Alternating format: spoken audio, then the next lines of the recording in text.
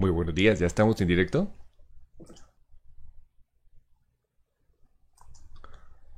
Hola, ¿qué tal? Estamos en directo. Esta es una de las transmisiones que voy a estar desarrollando idealmente cada fin de semana, idealmente desde el evento, el festival en el que me encuentre. Y pues básicamente el plan aquí es abrir esta ventana para que discutamos todos los que han participado en los talleres, todos los que están trabajando proyectos y los están presentando desde la plataforma y todos los que van a participar en próximos talleres de cine recursivo.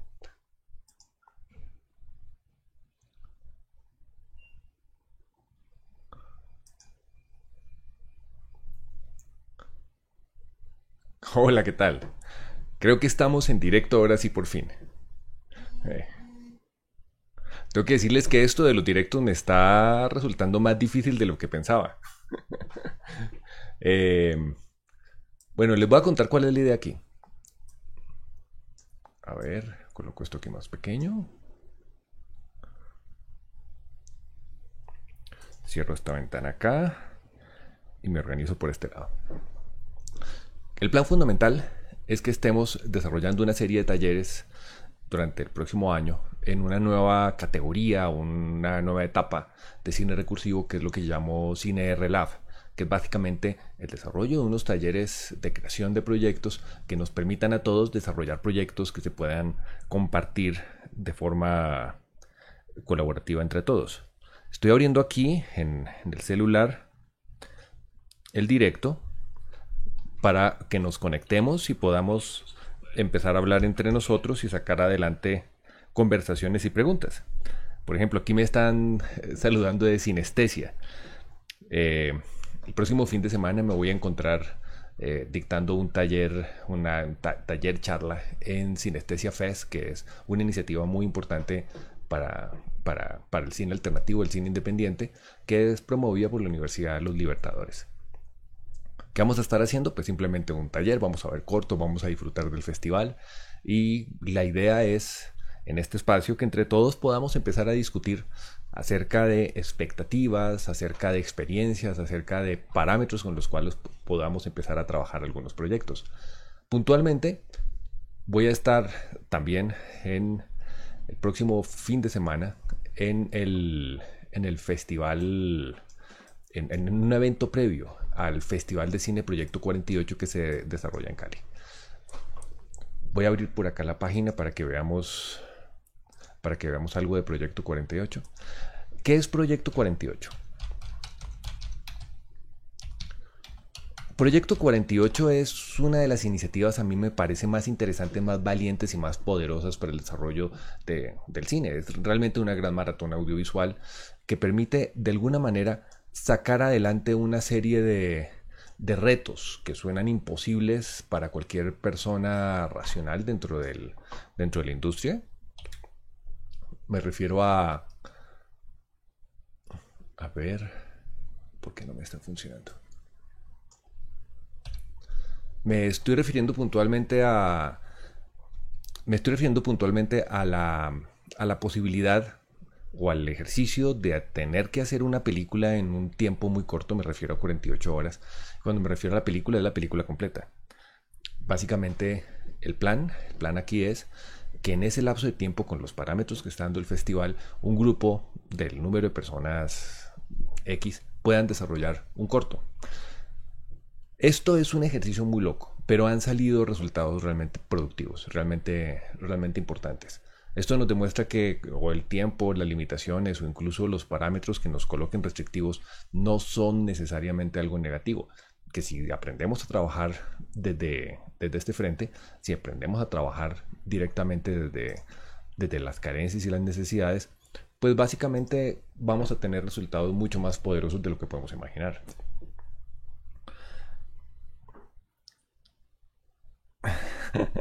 Aquí los de sinestesia están felicitando al gurú. Bueno, ya tengo la calva de gurú, pero no me considero realmente un gurú. Me gustaría ser conocido como un multiplicador y considero que todos los que tenemos algún tipo de capacidad o de influencia pública deberíamos trabajar un poco en ese frente, en el frente de tratar de encontrar parámetros con los cuales podamos ayudar a ampliar un poquito los canales de información en el mundo.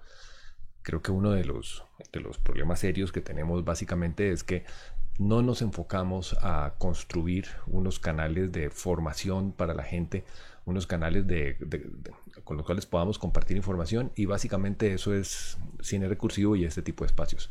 Un lugar donde podamos echar carreta y discutir acerca de lo, de lo que queremos hacer. A ver, ¿por qué no me está funcionando la segunda pantalla? Ahora sí. Entonces les estaba mostrando. Esta es la página general de Proyecto 48. Es un proyecto que se desarrolla en más de 100 países en el mundo. Se desarrolla regularmente como festival. Aquí ustedes van a poder encontrar muchos materiales y van a poder encontrar también una serie de procesos y de proyectos que ya están en curso y que pueden ser vistos sobre la marcha. Un poco el proceso de Proyecto 48 ha estado enfocado a lo largo de los años a generar eventos.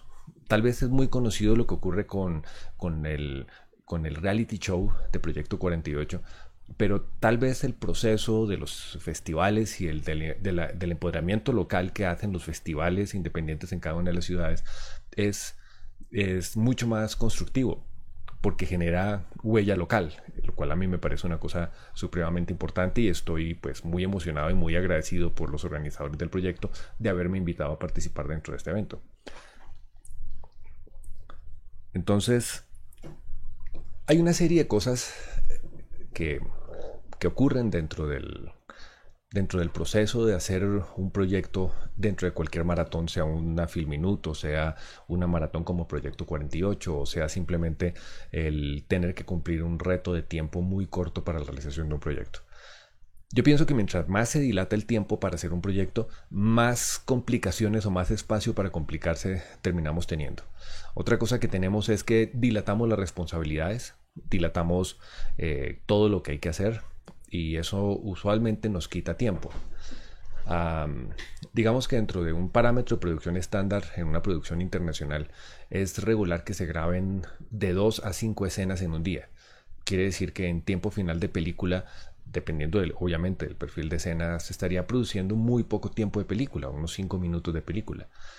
Esto lleva a que una película en un tiempo prudente o racional pueda estarse demorando un proceso de unos 30 días aproximadamente. Hay películas que demoran 2 meses haciéndose, hay otras películas que se rodan mucho más corto. Yo no soy amigo de los tiempos largos de rodaje. Yo considero que no necesariamente más tiempo hace un mejor producto. No necesariamente el extenderse dentro de un proceso de producción ayuda a que un producto sea mejor.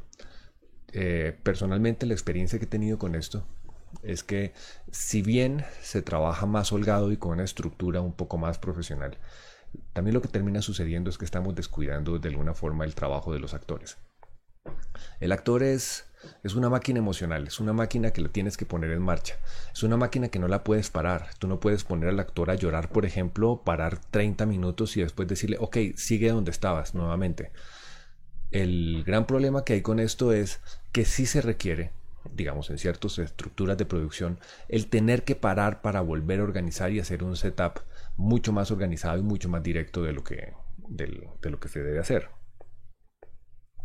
Por aquí hay más gente saludando. Tengo a Daniel Ortiz, a Diego Ruiz, a Darío Ferney. Hola, ¿qué tal también? Muchas gracias por estar conectados. Bueno, el punto al que quiero llegar es que hay que optimizar de una forma mucho más eficiente y más precisa los recursos. Cuando uno trabaja de una forma compacta, de una forma rápida, está ganando varias cosas. La primera, poderle sacar el jugo al actor, y es algo que el actor agradece.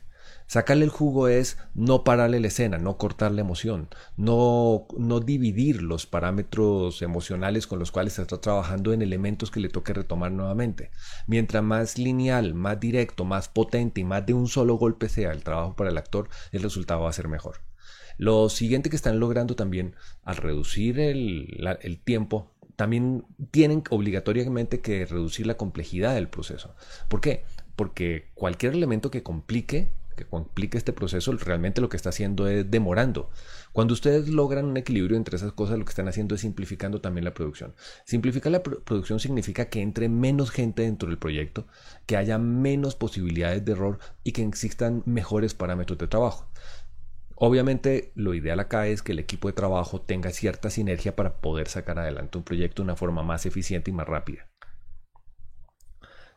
Bien, el, el otro elemento que estamos ganando al reducirnos en tiempo muchas veces es también simplificar el relato.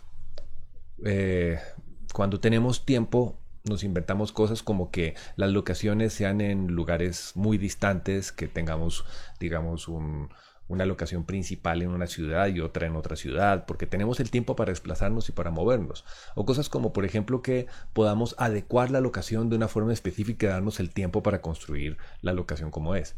Usualmente cuando reducimos el tiempo nos toca ser creativos, y la creatividad nos lleva también a simplificar procesos que simplifican la puesta en escena. Uno no se da cuenta, pero cuando tienes que sustentar una acción compleja dentro de una sola locación y no en 5 locaciones, lo que está sucediendo es que tienes que innovar, tienes que inventarte algo nuevo para construir un relato que sea más poderoso. En ese caso, el truco fundamental aquí es meterle mucha creatividad para, si bien se pierden factores de producción, no desperdiciamos la potencial historia que finalmente es lo que estamos haciendo. En últimas, una buena historia tiene que ser posible de ser narrada en una sola locación, con pocos actores y sin necesidad de una producción. Si tú tienes una película donde el resultado final de la película está basado en la producción, probablemente estás cometiendo el error más importante que puedes cometer cuando haces una película, que es olvidarte de la historia. La historia es el centro de todo. A ver. Bueno, los que están conectados, no sé si tengan alguna pregunta que hacerme o tengan algún comentario. Un poco el plan que tengo es que hagamos esto un poco más dialogado.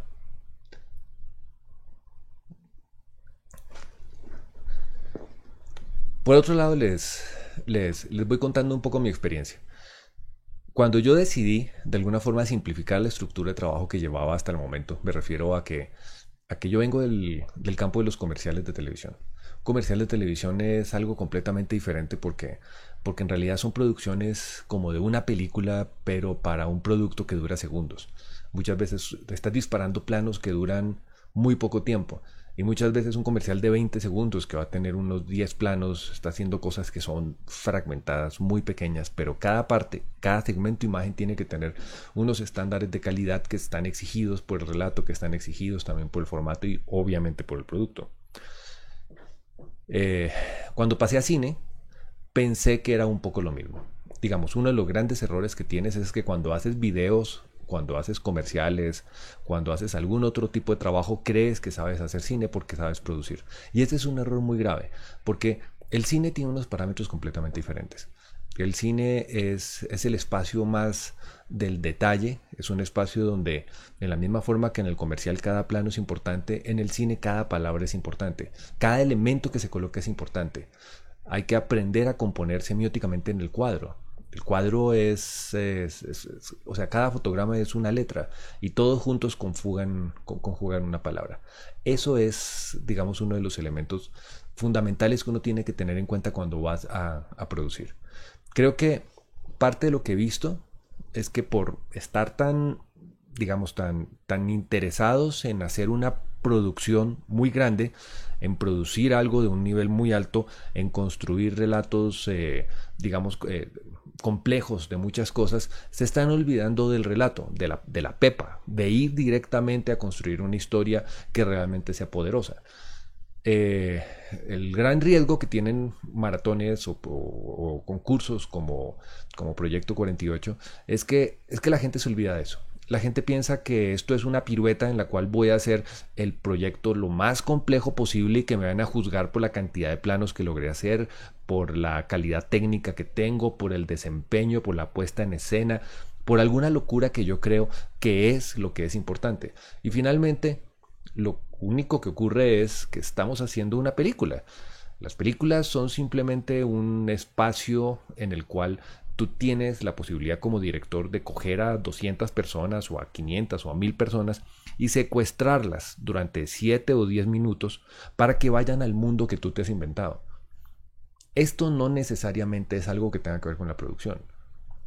Entonces yo diría que los primeros consejos que les puedo dar es, si ustedes están pensando hacer un reel de producción, un reel de desarrollo, si quieren hacer un producto para mostrar que son capaces y que tienen una gran berraquera, no participen en el concurso. El concurso es para hacer películas y no para mostrarse. El segundo parámetro que les puedo decir es, sean honestos. Sean honestos con ustedes, con su intención, con lo que quieren, sean honestos con lo que pueden. Aquí no estamos juzgando, me refiero al público que se sienta a ver la película, no estamos juzgando con cuánta plata se hizo, no estamos juzgando los parámetros técnicos, no estamos juzgando el desempeño. Realmente lo que estamos juzgando es la historia, es la emoción que pude sentir. En ese punto de partida, tener solo un celular para hacer un relato en una sola locación no es un pecado. Es un pecado si se hace algo que no sea interesante, si se hace algo que no construya, si se hace algo que no sea productivo para la gente que está dentro de la sala de cine. Entonces, un poco la vuelta a la que hay que llegar aquí, y creo que es una de las vueltas más importantes, es que tengan muy clara cuál es la pepa. O sea, cuál es el centro de la historia, cuál es el elemento fundamental que va a construir que esa historia realmente se conecte con el espectador. Luego, lo segundo más importante sería tratar de tener claros cuáles pueden ser esos parámetros de link. Me refiero a cuáles pueden ser los puntos de conexión entre tu historia y el espectador. Porque esos son los puntos que finalmente hacen que la historia tenga trascendencia, que sea memorable. Ese sería otro punto importante. ¿Cuáles son esos elementos que van a hacer que tu historia se pueda recordar a lo largo del tiempo? ¿Cuáles son los elementos diferenciales que tiene tu historia frente al resto de las historias que se van a presentar? ¿Cuál es el elemento que va a generar que realmente el jurado, el público, incluso tus familiares, incluso a futuro alguna persona que se encuentre eso en internet? Usualmente hay algo que olvidamos y que es de las cosas probablemente más importantes dentro de un relato, y es tener un objetivo claro con el corto. Yo considero que un buen producto audiovisual debe tener un mensaje. Y no me refiero a un mensaje moralesco, no me refiero a un mensaje no necesariamente algo constructivo para la humanidad o algo destructivo, simplemente que le deje algo al espectador. Puede dejar una emoción, puede dejar una enseñanza, puede dejar una experiencia, puede dejar una imagen, simplemente una imagen, pero sí tienes que tener claro cuando vas a hacer el corto qué es lo que le quieres dejar a esa persona. ¿Quieres dejarle un puño en el estómago? ¿Quieres acariciarle el corazón? ¿Quieres torcerle la cabeza? ¿Quieres dejarlo preocupado por los problemas del mundo? Cualquier cosa que se haga es válida, pero a mí me parece terrible cuando me encuentro un corto que está técnicamente bien hecho, que es perfecto, pero al final termina y yo pregunto ¿qué pasó aquí? Creo que ese es el centro de todo. Bueno, por acá tenemos una pregunta.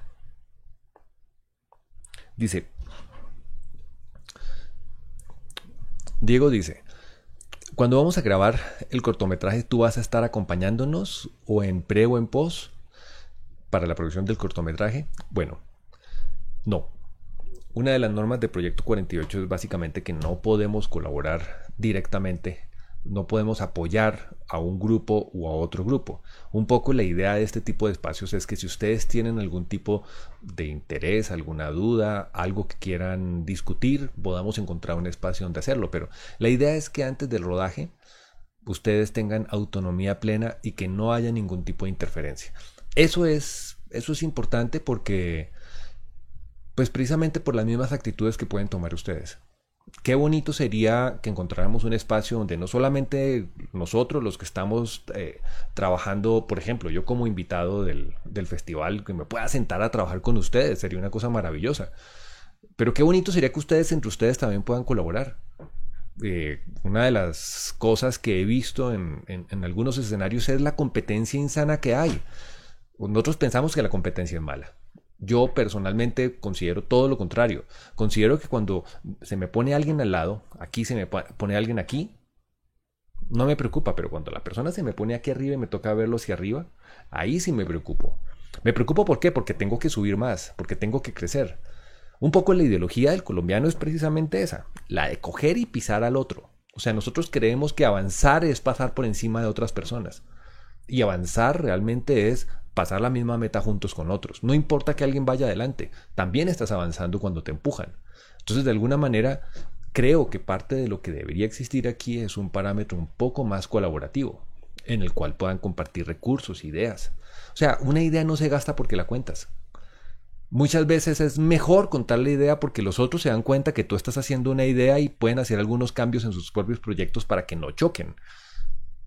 Muchas veces ese tipo de cosas ayudan a que se construyan mejores relatos o que el reto sea más interesante, porque aquí no estamos participando solamente para ganar.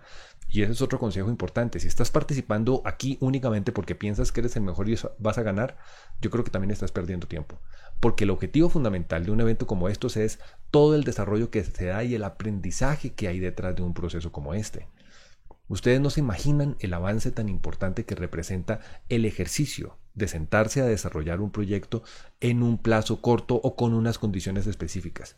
Cuando tú tienes la libertad de hacer lo que se te da la gana, pues haces lo que se te da la gana. Aquí haces lo que te toca, haces lo que puedes, haces lo que mejor puedes lograr. Y básicamente ese es uno de los parámetros fundamentales porque te va a permitir construir un relato mucho más sólido, más poderoso. Entonces, ¿qué les cuento? A ver, Diego me vuelve a preguntar. Yo participé en Proyecto 48 de Bogotá, en el que participaron 80 grupos y se presentaron, y solo pasamos 40. El reto de entregarlo es maratónico, 48 horas. Por supuesto que es maratónico. Es maratónico rayando en el rango de lo imposible. ¿A qué me refiero? A que bajo los parámetros estándar, si a mí me dicen, Miguel, entrégame un comercial en 48 horas, yo digo, están locos. Obviamente se puede, se logra, se saca adelante. Esta es una vitrina muy importante, porque es una vitrina que les permite a ustedes contactarse con otras personas, les permite desarrollar proyectos en conjunto, les permite enfrentarse al reto real de hacer un producto, les permite también desarrollar experiencia y una serie de conexiones a futuro. Pero no es lo más, no es lo más importante que plantea el reto de Proyecto 48. Lo más importante, el reto más importante aquí es que ustedes empiecen a conocer cuáles son sus propios límites. Muchas veces las personas que más le han sacado partido, en este caso, por ejemplo, no fueron los 40 que pasaron. Probablemente los 40 que no pasaron fueron personas que tuvieron una experiencia importante de vida.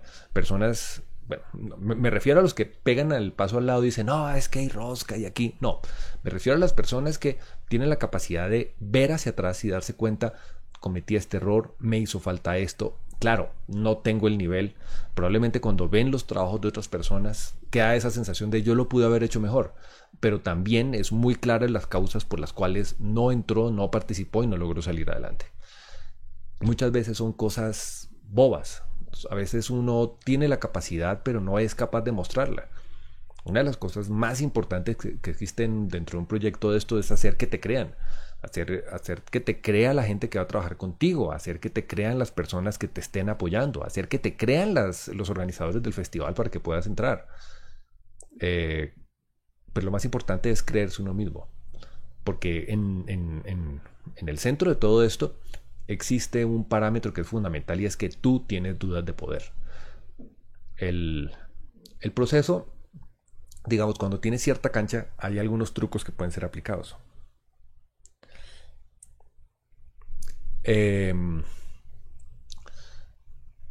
Hay ciertos puntos que son muy, muy, muy complejos. Aquí me están hablando, por ejemplo, Diego me sigue comentando cosas y dice, lo más difícil es la música original. Por supuesto que es lo más difícil. Les voy a dar 3 trucos para trabajar con música original, pseudo original o no original. Un truco. Ustedes pueden tomar, si están muy afanados, si tienen algún problema y si encaja dentro de la narrativa, por ejemplo, si están haciendo algo de suspenso o algo por el estilo, ustedes pueden modificar algo existente, pueden coger una canción y ponerla al revés, por ejemplo. Ese efecto funciona muy bien y se puede utilizar en algunos pedazos. Busquen librerías, librerías de música que sea libre. YouTube, por ejemplo, tiene una base de datos muy grande de música, debe tener unas 10.000 canciones aproximadamente, que le toca a uno surfear mucho, pero encuentra temas que son interesantes. El Plus lo pueden usar libremente. Recomendación fundamental, yo debería estarles mostrando eso aquí en YouTube. Voy abriendo.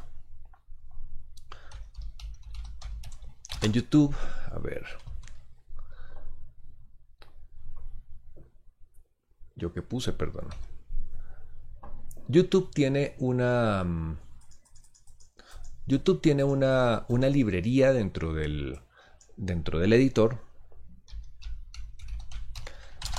Una librería que les permite a ustedes descargar las canciones y usarlas libremente.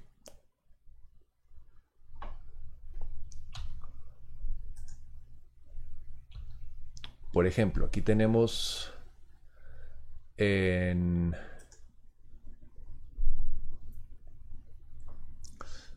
como verán, el YouTube tiene una serie de herramientas muy poderosas, pero bueno, en el clásico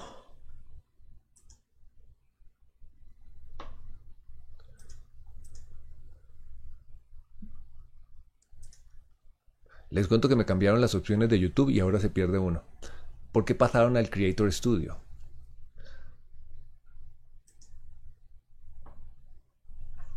Pero aquí estamos. Las bibliotecas de audio, que son estas, les permiten a ustedes encontrar la música que quieran. Cuando digo la música que quieran, la buscan por categorías y lo demás. Importantísimo. Aquí en atribución existen dos tipos de opciones. Digamos, la que requiere atribución y la que no requiere atribución. ¿Esto qué significa? Significa que la que requiere atribución es música que ustedes la pueden usar, pero tienen que colocar el crédito de la música al final del corto. Entonces no se les va a olvidar. Si ustedes bajan una canción que diga requiere atribución, les toca obligatoriamente al final del corto colocar los créditos de la persona. Y no es muy recomendable que lo hagan. Es preferible que busquen la que no requiere atribución, que es una música que es 100% libre. También la pueden buscar por géneros y buscarla por temas. Aquí es donde viene el segundo truco que les voy a dar. Algo que les come muchísimo tiempo de edición, pero muchísimo tiempo, es la sincronización de las imágenes con la música. Si ustedes inventan una estructura donde la puesta en escena ya lleve la música sincronizada, van a ahorrar muchísimo tiempo de trabajo. Uno de los trucos fundamentales que ustedes deben aplicar en esto es tratar de hacer coreografías con el tiempo medido o incluso con la música. Muchas veces, por ejemplo, por ejemplo, poner playback de la música para que el actor pueda hacer una sincronía, por ejemplo, de sus pasos, de sus acciones o de sus ritmos con algunos elementos de la música, les van a ustedes ahorrar tiempo importantísimo de postproducción. Y eso no solamente se ve reflejado en que le den herramientas al actor para que pueda desarrollarse mejor, sino también en que ustedes puedan tener un tiempo un poco más holgado en la postproducción para salir adelante. No sé qué otro comentario tengan. Les quiero dar algunas recomendaciones de sonido. Algunas recomendaciones que son útiles también para tratar de minimizar la carga de trabajo y los procesos de producción. De hecho, creo que uno de los próximos tutoriales que voy a hacer está basado en técnicas para hacer registro de sonido sin tener sonido profesional o para ayudar al sonidista. Les voy a dar 3 trucos que son fundamentales. 3 trucos que uso y que se han convertido en elementos muy importantes dentro de mi propia narrativa. El primero, yo sé que va a sonar algo muy básico y muy simple, pero traten de no hacer diálogos en planos generales. ¿A qué me refiero?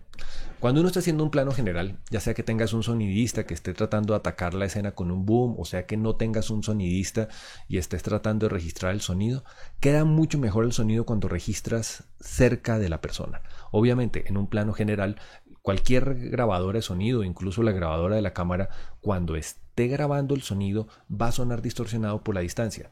Si tengo un plano general y tengo un boom, el boom lo tengo que colocar a unos 4 metros de distancia porque es un plano general. En el caso de no hacerlo así, digamos, si yo estoy trabajando en un plano cerrado, el boom lo puedo poner a centímetros. Eso va a minimizar el nivel de ruido y el nivel de posibles peligros o riesgos que vaya a tener en el momento de producir.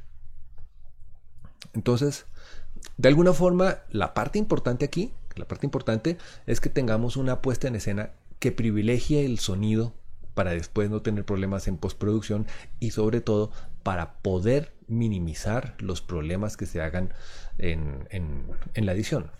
O sea, algo que quita muchísimo tiempo es estar editando los errores que se producen por estar grabando mal. Entonces, luego de esto, existen una serie de parámetros que hay que tenerle también cierto cuidado a nivel de la producción de audio. Porque resulta que nosotros estamos corriendo y no nos damos cuenta que el audio necesita generar herramientas necesarias para después poder postproducir y para poder postproducir bien, obviamente. Les voy a dar dos cosas que son fundamentales y que ustedes no tienen que descuidar en un sonido. Graben un white track. El white track es una pista de sonido limpia. Si ustedes están grabando en un cuarto, tómense en el tiempo, así estén corriendo, de grabar un minutico, sin que nadie produzca un ruido.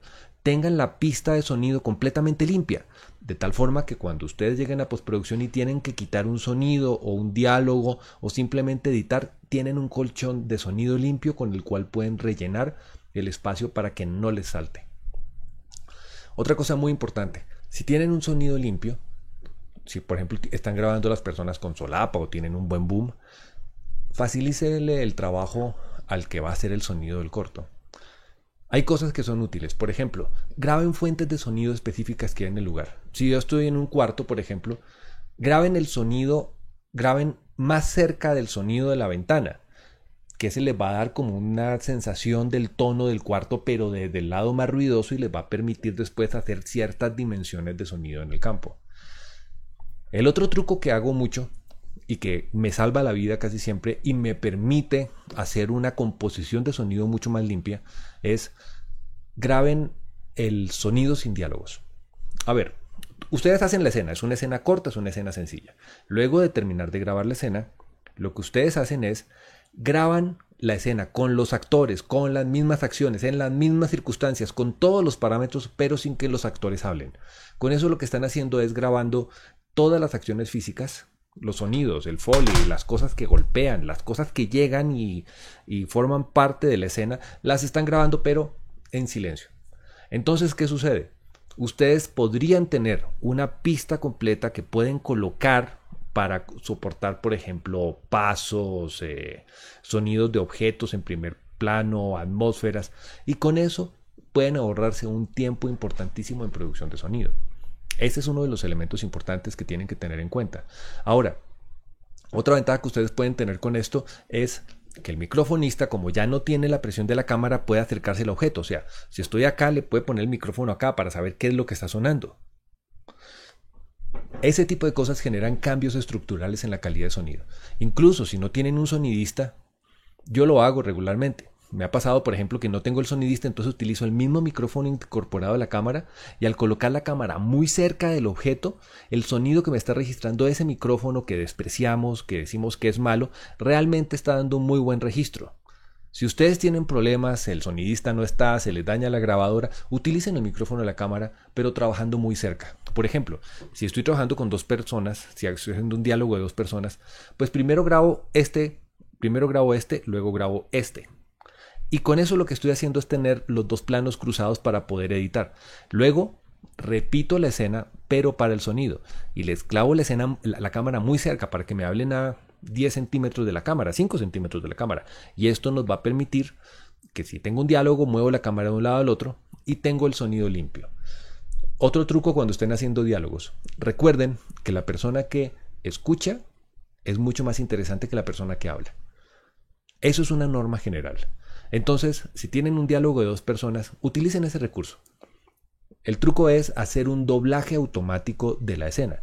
Yo, por ejemplo, grabo a las dos personas, luego grabo, al final, cuando ya lo tienen bien memorizado, grabo nuevamente solamente para el audio. Capturo el audio de uno, capturo el audio del otro, y después cuando estoy editando, sincronizo la primera frase, las primeras palabras, las sincronizo con lo que queda grabado, y paso a la reacción de la persona que está mirando. Con esto, si ustedes tienen un plano donde la otra persona no tenga referencia de lip sync, simplemente vamos a tener la posibilidad de construir algo un poquitico más sólido a nivel de trabajo. A ver, me dice Vicente.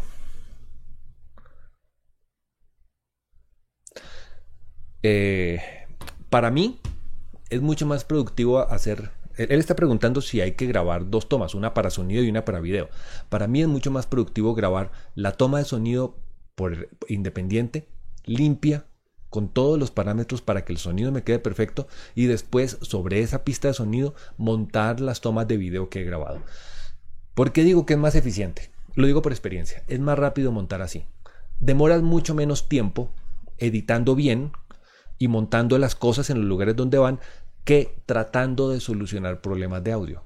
Por ejemplo, me han pasado cosas como la toma que estoy haciendo es en una vía y no tengo unos micrófonos de solapa que me aíslen lo suficientemente bien el ambiente como para que la toma quede limpia.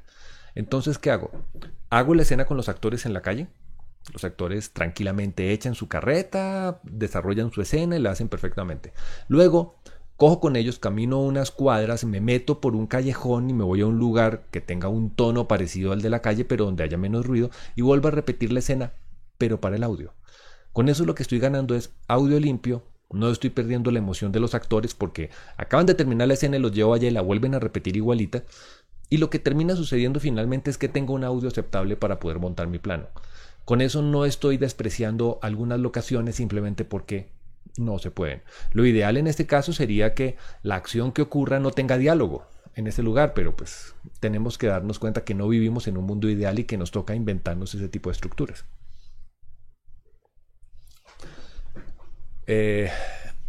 Tal vez la consideración final que les tengo que dar es respeten al del sonido. El del sonido es el mejor amigo de ustedes. Hay dos personas que pueden parar un rodaje. Si el camarógrafo comete un error, es criterio del director si sigue o no sigue, porque más adelante podría estar grabando algo importante y el director podría estar diciendo necesito lo que me está dando el actor y después veo cómo lo soluciono. Entonces, las dos únicas personas que pueden decir corten en un set de rodaje es el director, porque controla lo que está pasando en imagen, y el sonidista, porque es el que sabe si el director va a poder trabajar con la información que tiene. Cuando el director tiene la noción clara que el sonido dentro de la toma no va a ser tan importante, o bien porque va a doblar, o bien porque se va a inventar algún truco de postproducción para poder salir adelante con la toma, perfecto. Pero esencialmente el sonido es la mitad de todo. El sonido es una de las piezas fundamentales, estructurales dentro de cualquier proyecto audiovisual, por eso se llaman audiovisuales. Entonces, un poco la vuelta con esto, y un poco, digamos, el tema de fondo al que hay que llegar acá, es que tengamos un cuidado muy especial en el sonido. El sonido para mí es uno de los principales estándares de una producción. Cuando yo veo algo que tiene un sonido malo, automáticamente salto para el otro lado. No importa lo bien que esté desarrollada la imagen, el sonido puede dañar completamente el corto. Recuerden ustedes una cosa muy importante, y es que el producto que van a hacer no va a ser escuchado en los parlantes en los cuales ustedes están trabajando. Ese producto final va a ser escuchado en una sala.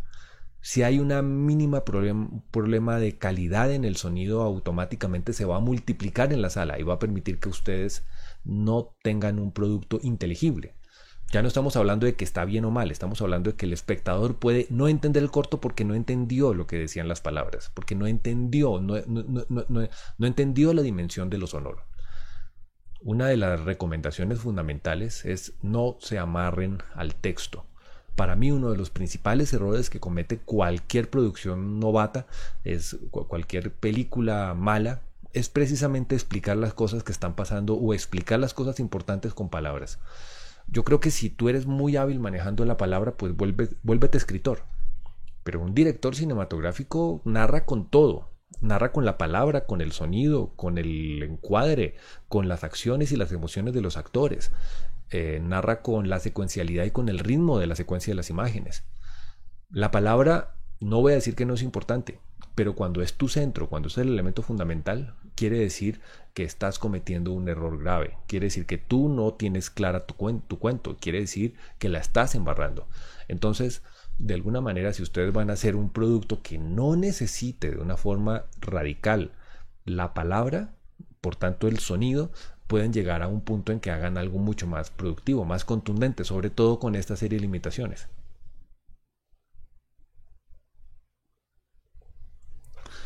Bueno, bancos de sonido. Para mí los bancos de sonido en una producción tipo Proyecto 48 deberían de alguna forma estar fuera del mapa de producción. Voy a decir por qué. Porque es mucho más demorado sincronizar los sonidos de un banco de sonido, que además toca filtrarlos y toca incluirlos estéticamente dentro de las atmósferas sonoras que se están construyendo. Eso te va a comer tanto tiempo de edición que te va a quitar tiempo de otras cosas que son importantes. Para mí la prioridad dentro de un proceso de la edición de un corto debe estar, por ejemplo, en cosas como el color, o cosas como los efectos de composición que toque hacer, o cosas como corregir la cantidad de errores que se cometieron en la puesta en escena. Cuando uno está trabajando con un mal actor, por ejemplo, o con un actor al que no se le dieron las herramientas para que se pueda desarrollar, la edición lo puede salvar o lo puede matar. Ustedes pueden coger un plano, 3 cámaras de Al Pacino haciendo su mejor actuación en la vida, y si se edita mal, dañaron la actuación de Al Pacino. Entonces ese tiempo fundamental para poder postproducir debe estar enfocado a cosas vitales que se garanticen en un buen desarrollo final, no en cosas como, por ejemplo, ponerse a sincronizar pasos de una librería de sonido. Es mucho más productivo lo que les acabo de decir antes. Gasten un tiempito más de producción y graben esos pasos por aparte para tenerlos. Traten de grabar todos los sonidos que puedan del corto, porque muchas veces lo que uno está buscando es que el sonido tenga la misma textura que el sonido que está grabado. Entonces, si uno tiene un sonido muy brillante dentro de todo el contexto de cosas que se han grabado, y de repente uno tiene unos pasos grabados en estudios que están muy secos, entonces a uno le toca meterle filtros a eso, a uno le toca ponerle un poco más de brillo, le toca ponerle reverberaciones, toca incluir esos pasos dentro del ambiente sonoro completo. Eso no solamente come tiempo, sino que no siempre queda bien. Y cuando uno está haciendo un corto y las atmósferas sonoras son importantes, habría que darle cierto tiempo de desarrollo. Ahora, si tienes un corto en el cual puedas preproducir eso, pues hazlo, maravilloso. Si tú tienes la idea ya clara de lo que vas a hacer, que pueda tener modificaciones de acuerdo a los parámetros que les van a dar para el proyecto 48, y pueden hacer cierta preproducción, si ustedes ya tienen las locaciones listas, si ustedes ya tienen, por ejemplo, ese banco de sonidos organizado y listo, filtrado en un proyecto montado, perfecto. Los bancos de sonido, algunos están protegidos por derechos de autor. Es muy difícil que si uno utiliza un sonido específico pueda ser multado, porque casi siempre ese sonido está metido dentro de un contexto de cosas y uno nunca utiliza un sonido limpio. Uno lo procesa, uno lo edita, uno lo recorta.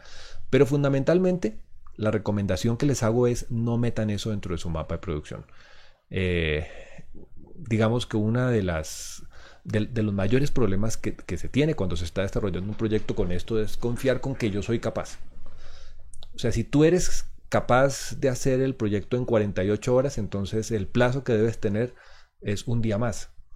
Si tú quieres hacer un proyecto en 48 horas, debes ser capaz de hacerlo en 24 horas. Esa sería como la lógica normal. Y una de las cosas que ocurre dentro de la producción de sonido es que el sonido, por ser un proceso tan rutinario, tan artesanal, es algo que no puede ser tan proyectado en el tiempo. Yo no puedo decir, me voy a demorar 3 horas haciendo el sonido del corto. Muy seguramente me voy a quedar corto. Y mientras más carga de trabajo se le aplica al sonido, mayor es la capacidad de riesgos que existen dentro de la producción para que salga mal.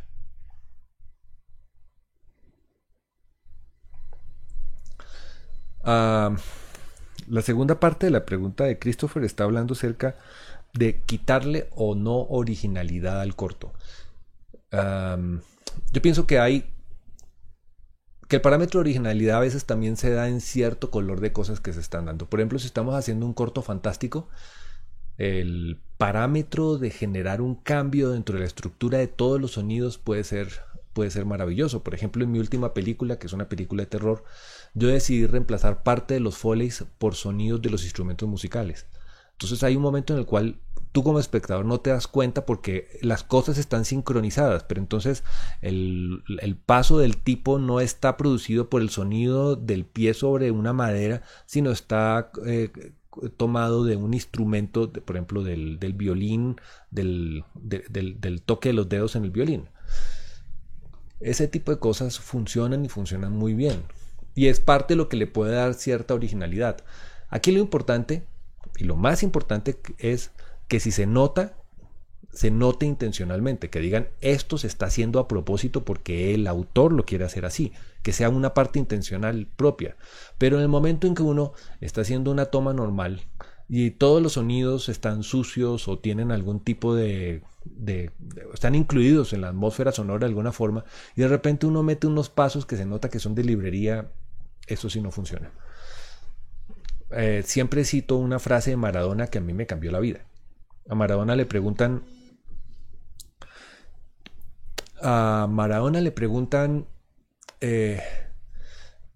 si no le daba pena tener una casa de $1.000.000 cuando en La Boca, al lado, a pocas cuadras, había gente muriéndose de hambre.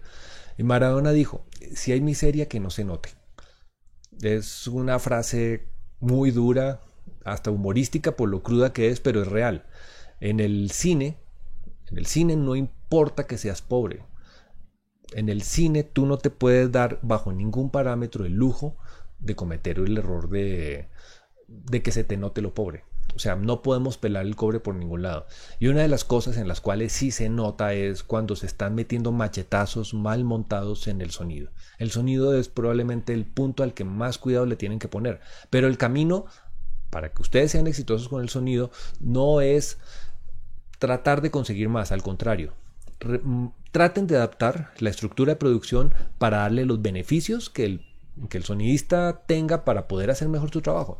En resumidas cuentas, si ustedes permiten que el sonidista trabaje bien, el sonido va a ser mejor.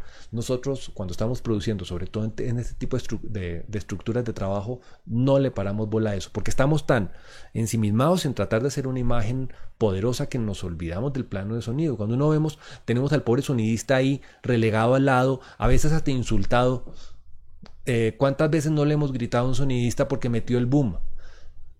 Metió el boom porque está tratando de hacer un mejor sonido y probablemente porque no existe un parámetro de comunicación lo suficientemente sólido entre el equipo de dirección y el equipo de sonido para decirle, oiga, venga, hagamos un tanteo de plano, voy a estar a esta altura, mete el boom a ver hasta qué lugar empieza a entrar el boom. Eso no lo hacemos. ¿Por qué? Porque no nos damos tiempo, porque estamos angustiados en otras cosas. O sea, el sonidista debe ser tu mejor amigo. Dice Diego, también hay que hacer un buen libro de producción. Por supuesto que hay que hacer un buen libro de producción. En un corto como estos, probablemente el libro de producción como tal, digamos, aplica si hay un departamento muy estructurado, pero seamos honestos, somos un grupo de amigos que está haciendo un corto. Tal vez la estructura de producción que tenemos es muy limitada. A mí me sirve mucho utilizar algunos tipos de trucos. Por ejemplo, yo utilizo... hay un sistema llamado el sistema de tickets que lo utilizan los guionistas. El guionista, básicamente, los guionistas que tenían varios trabajos utilizaban las tarjetas de papel que metían en los relojes esos que marcan la entrada y la salida para las horas. Como esas iban quedando, las guardaban. Y como siempre iban en el metro, entonces lo que hacían es, en cada una de esas hojas anotaban la parte importante de la escena y, oh sorpresa, las organizaban como si fuera un juego en naipes. Entonces, el solo hecho de tener una tarjeta de esas y poderla echar hacia adelante o hacia atrás, te permite construir el guión de una forma mucho más poderosa. Porque cuando... el ejercicio fundamental para construir una historia es que esa historia viva en tu cabeza. Cada vez que tú ves una tarjeta, la tarjeta puede tener 5 palabras, pero esas 5 palabras son el resumen mental, la nota mental, el tagline de la escena. Y con ese resumen mental tú puedes llegar a construir una mejor correlación de la historia. Cada vez que esa historia vive en tu cabeza, tiene más posibilidades de vivir en el mundo real. Entonces, lo que hacen los libretistas es básicamente pasar las tarjetas hacia adelante y hacia atrás. A mí me ha servido utilizar ese mismo sistema de tarjetas en la producción, porque no aplica solamente a conceptos de guión. Aplica, por ejemplo, a retos, a metas que tú tienes que tener. Por ejemplo, a veces en las producciones, cuando yo hago una junta de producción, empiezo a notar en POSIT, en notas autopegables de esas amarillitas, y uno empieza a notar las cosas importantes que van, como si fuera una lista de mercado, y las pegas en una pared, como si esa fuese la puerta de la nevera en tu casa, para no olvidarte que se te tienen que quedar los frijoles, que hay que comprar la leche, que se acaban los huevos, o que solamente se necesitan 3 huevos. El tema de esa lista, de esas notas, es que también son quitables y eso, se pueden quitar y se pueden poner. Entonces, por ejemplo, tú tienes una serie de derroteros dentro de tu corto. Entonces, dentro de tu corto sabes que tiene que haber la escena emocional, o tiene que haber tal guiño de un actor, o tiene que haber tal cosa. Pero hay algunas cosas que son móviles, pueden pasar en uno o en otro lugar. Tener esa flexibilidad y utilizar eso no como un libro de producción estándar que tiene una cantidad de cosas muy, muy puntuales, sino esto que son más bien ayudas visuales, te puede permitir en el momento que estás en el set, cuando estás tomándote un café, cuando hay una parada técnica, cuando te reúnes a hablar con los actores, tú simplemente viste, y en un solo golpe visual sabes cuántas cosas te quedan. Cada vez que llenas algo, quitas la nota. Y cuando llegues al final del corto te vas a dar cuenta que algunas de esos papeles van a haber quedado pegados ahí, que no los pudiste hacer. Pero cuando estés en el momento crítico vas a decir, esto es como la parábola del barco. Tú tienes 12 hijos y vas en un barco y se te está hundiendo el barco y tienes que deshacerte de 6 hijos. ¿Cuáles? Si no botas 6 hijos se van a morir el resto. Y esa decisión siempre hay que hacerla cuando estás haciendo un corto. La ayuda visual de estar frente a esas noticas de papel te va a llevar a un punto en que tú digas, ok, estos 3 hijos murieron, definitivamente no vieron la luz, me tocó botarlos al río, pero con el resto voy a llegar a la orilla.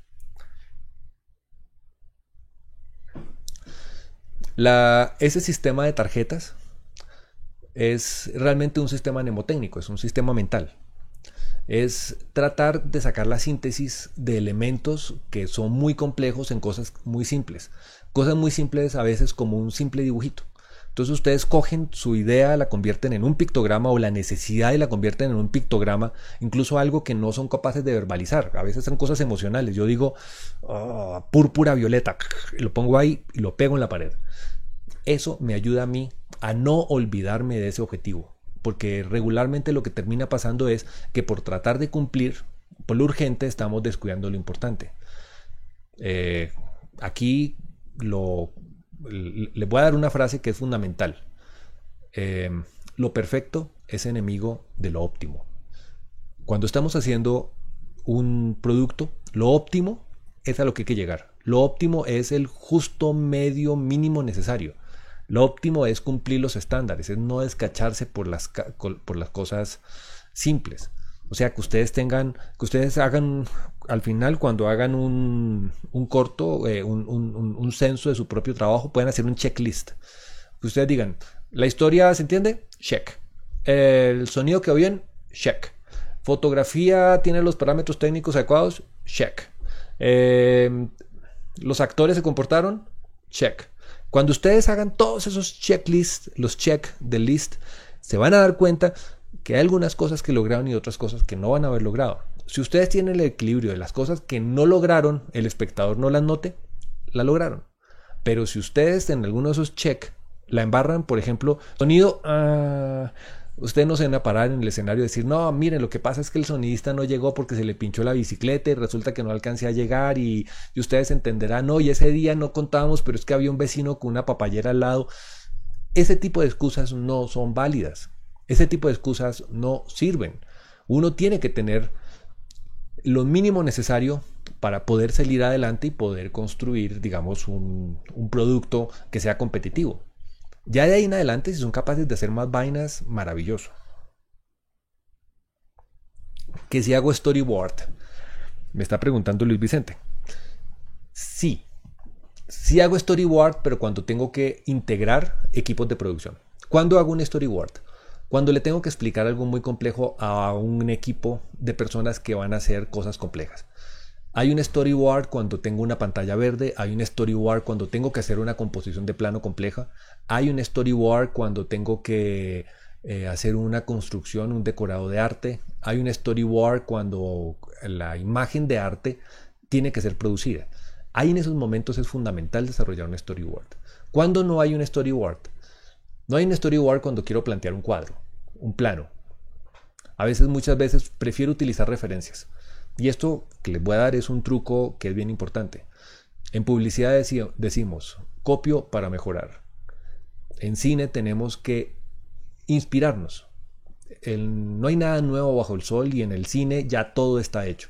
Si ustedes quieren ser más productivos, es consecuente que cojan la película que los está inspirando y copien los planos que van a hacer. A mí me ha servido, por ejemplo, en algún momento quise hacer el típico plano de Tarantino de la cámara metida dentro del carro. ¿Ustedes piensan que eso es fácil? No es fácil. ¿Cuál fue la solución que tuvimos? Muy fácil. Se imprimió el still del plano de la cajuela abierta con el cuerpo y el tipo mirando, y con eso pudimos construir mejor ese plano. Nos dimos cuenta que tocaba sacar la silla del carro y colocar la cámara en el lugar.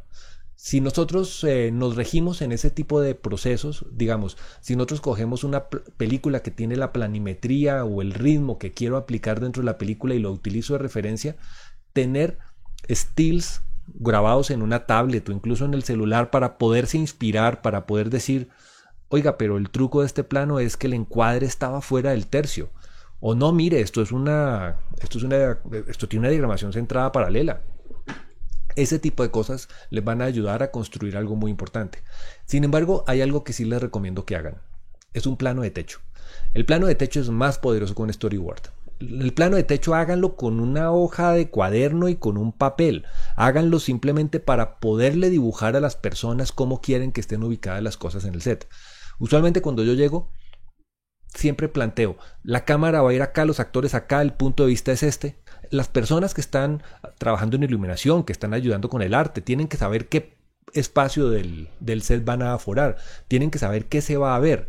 El de arte tiene que poder separar el lugar donde va a estar la cámara para decir aquí y aquí. Esto es así. Esos elementos son fundamentales. Ahora, ¿un plano de techo qué es? Dibujen el croquis muy simple de la estructura del techo, de cómo se vería desde arriba un plano de la plana alta. Y coloquen, dibujen, hagan garabatos de los lugares donde van y dibujen líneas donde se van a mover las cosas y las personas. Los planos de techo son fundamentales. ¿Por qué? Porque nos permiten hacer una aproximación muy rápida y se vuelven un punto de referencia para la construcción de toda la escena. Los actores saben dónde van a estar, las cámaras, los actores saben cómo va a funcionar la escena. Y cada uno de ustedes va a tener la posibilidad de ampliar la producción de una forma mucho más concreta, sin necesidad de echar tanta carreta. Por experiencia les digo, un buen plano de techo ahorra por lo menos 15 minutos de producción.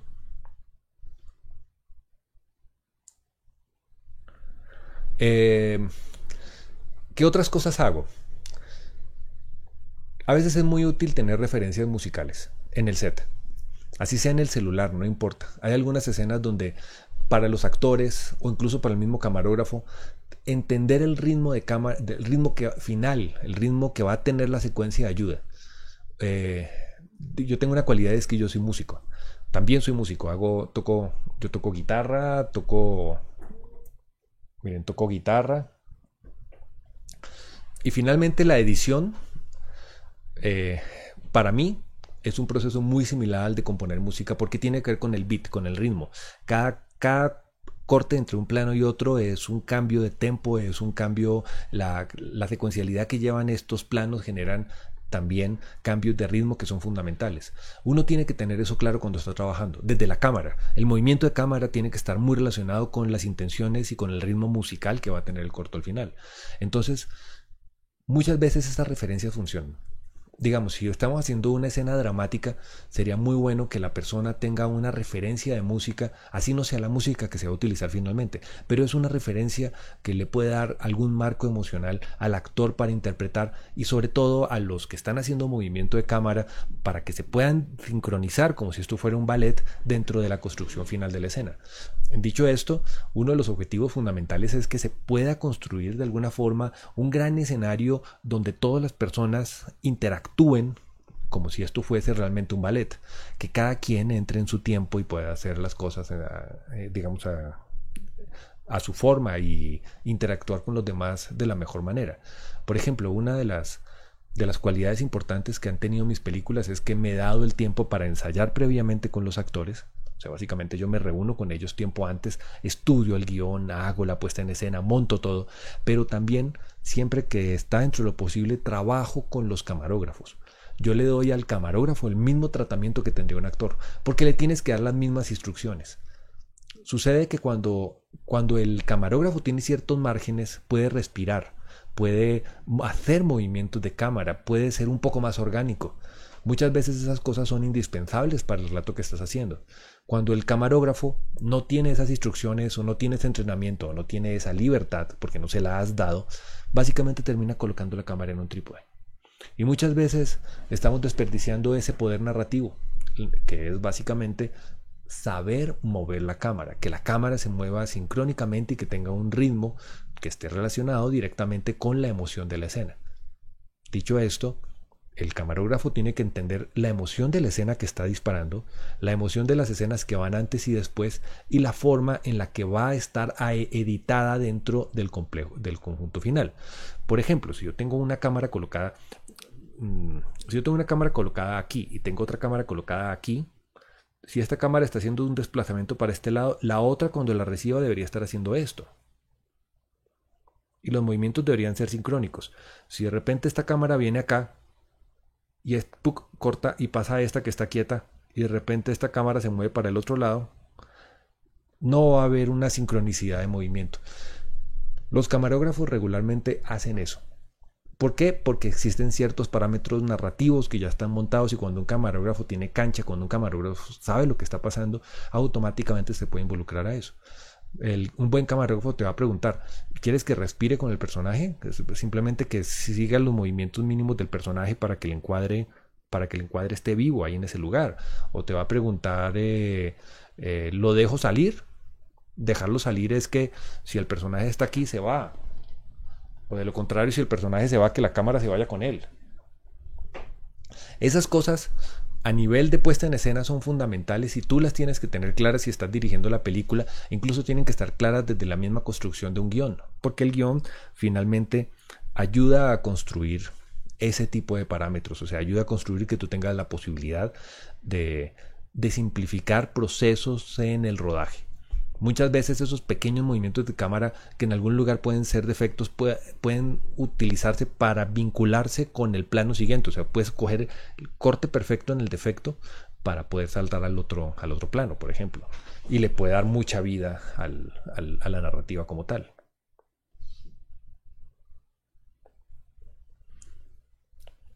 Bueno, veo que hay más gente conectándose en este momento. No sé si ustedes tengan algunas preguntas o algunos comentarios con respecto a esto. Mientras tanto les voy contando otras cosas que son fundamentales. Hay algo que sobre todo en una producción pequeña, me refiero a una producción experimental como estas, porque obviamente si vas a producir en 48 horas es un proceso experimental, es una maratón. Se están descuidando cosas que son los valores más importantes de una producción. ¿Cuáles serían esos valores? El valor principal y lo que va a hacer que tu corto tenga algún tipo de desempeño va a ser el actor. Uno de los mayores problemas cuando trabajamos sin presupuesto, cuando trabajamos en tiempos larguísimos, cuando estamos en jornadas muy extensas, cuando los plazos de trabajo son tan cortos, es que descuidamos al actor. Obviamente, si tú como director tienes que sacar tu película en 48 horas, evidentemente tu cabeza va a estar a 1000 en 50,000 cosas y vas a descuidar al actor. Una recomendación fundamental es tengan cuidado con él. El actor es uno de los activos fijos más importantes, pero también más volubles dentro del proceso. O sea, que tú te pelees con el camarógrafo y que el camarógrafo esté de malas, en últimas no importa, pero que el actor se siente incómodo por alguna circunstancia específica, te puede dañar el corto. Que un actor tenga problemas puede dañar la relación con todo el equipo de trabajo, no solamente con su propio desempeño. Un actor molesto puede generar roces con otros actores. O sea, un actor que no esté en su eje te puede tumbar el resto de actores. Porque los actores realmente son piezas que al mismo tiempo de ser fundamentales también son demasiado volubles. El actor tiene problemas muy serios porque un buen actor tiene que ser una máquina emocional. O sea, un buen actor es una persona que trabaja con sus emociones más internas y más fuertes. Estas personas casi siempre son temperamentales, casi siempre tienen sus propios conflictos, también están con sus propios miedos, con sus propios temores. Entonces sí les puedo dar algunas recomendaciones importantes con los actores. La primera, la más importante, traten por todo medio posible de aislar al actor de los problemas. Si se demoró la comida, si hay un problema con una locación, si se les falló una tarjeta, si uno del equipo se enfermó, traten que esa información no le llegue al actor.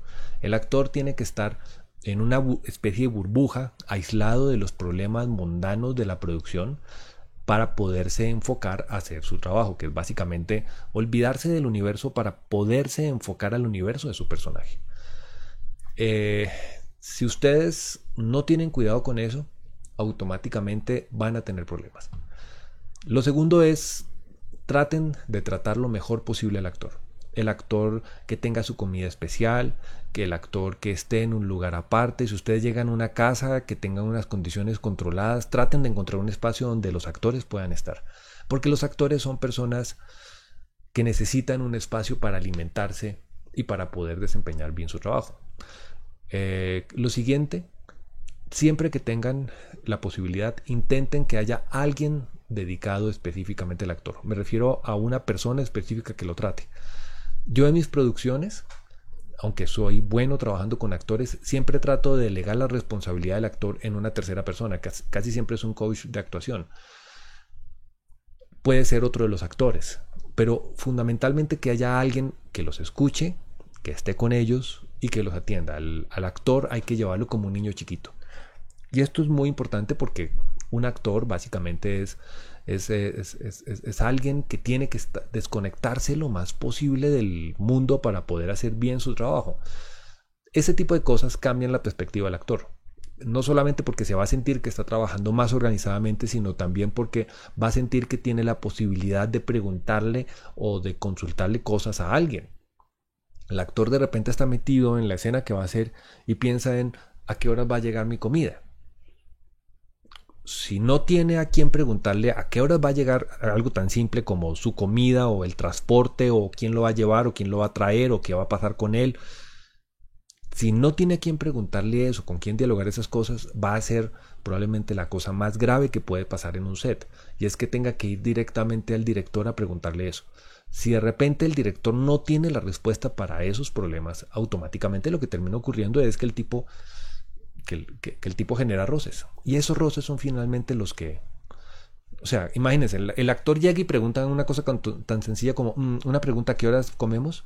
Y el director dice, no sé, déjame averiguo. Y se va. Y en 2 horas no ha averiguado porque el pobre director está haciendo otra vaina con otro actor, o está haciendo otra escena, o con algún problema, solucionando algún problema. Esas 2 horas se convierten en una pesadilla para el actor.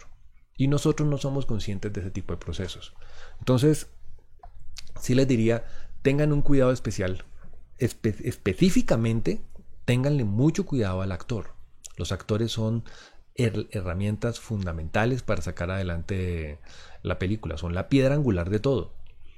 Y si ustedes no le ponen cuidado al actor, se les puede desordenar el corto. Entonces, fíjense que les ha dado de momento 2 personas que tienen que tratar con cuidado y darle espacio para que trabajen. El primero es el sonidista. El sonidista porque tiene que convertirse en una herramienta fundamental para simplificar procesos en postproducción. O sea, no solamente pensemos en lo que está pasando en el momento, sino en lo que va a pasar después. El actor hay que ponerle cuidado desde antes, desde que se lo llama, desde que se lo invita, desde que se llega al set. El actor tiene que sentirse importante como lo es. ¿Por qué? Porque es el elemento fundamental de la producción. Una cosa muy importante, algo que yo llamo homologar actores. Esto va a sonar un poco complicado, pero si tienes un tipo que no actúa con un tipo que actúa mucho, la solución, aunque suene triste, es tratar que el que actúa mucho actúe menos.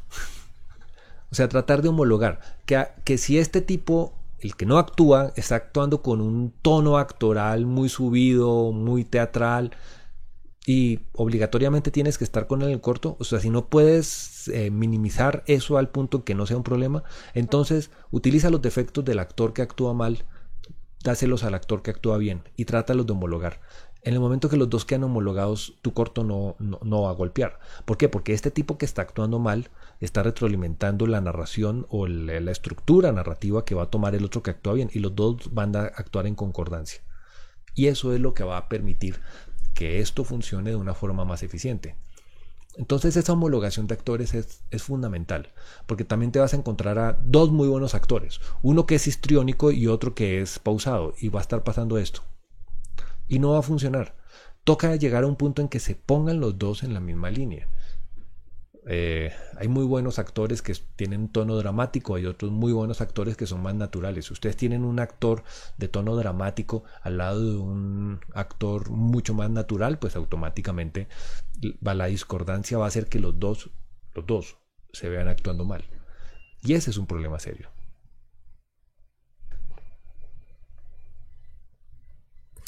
Aquí nos están saludando desde el CNE de Chía, qué maravilla.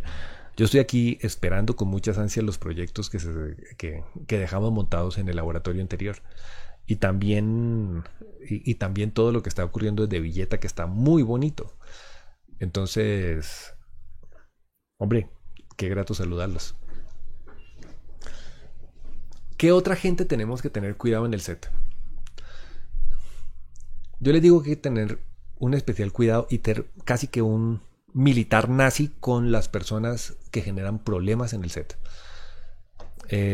Mi sonidista tenía un letrero que lo colocaba, decía: hablar pasito no es guardar silencio. Eso es una de las cosas más complejas.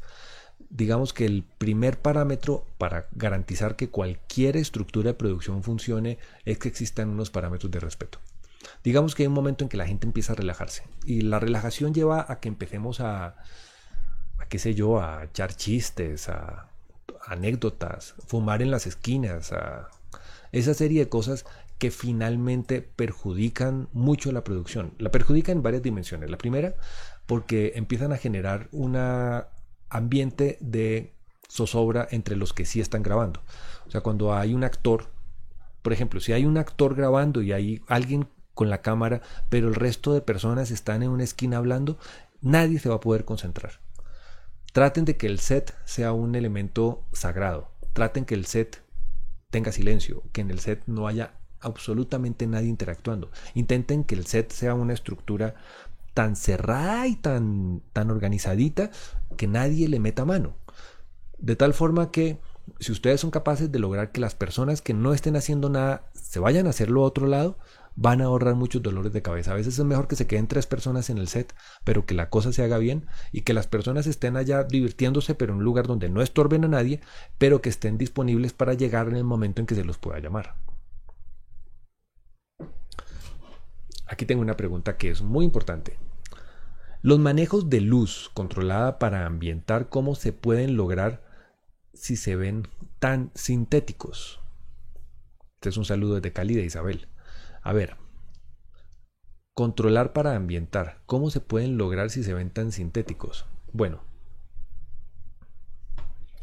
yo creo que aquí hay una decisión que es importante, y es una de las decisiones más importantes a tomar.